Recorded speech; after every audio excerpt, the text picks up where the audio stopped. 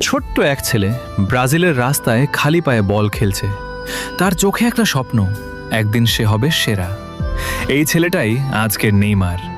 কিন্তু গল্পটা শুধু গ্ল্যামার আর গোলের না, এটা লড়াইয়ের গল্প, কষ্টের গল্প। যখন সবাই তাকে ড্রাইভার বলে হাসতো, তখন কেউ দেখেনি তার পায়ে কতবার আঘাত লেগেছে।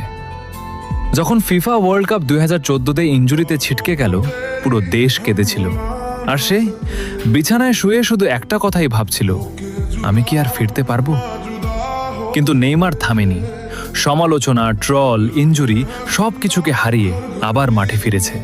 কারণ তার জন্য ফুটবল শুধু খেলা না, এটা তার জীবন, তার ভালোবাসা।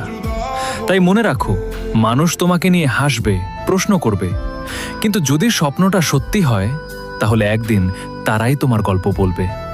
এই গল্পটা নেইমারের, আর হয়তো তোমারও।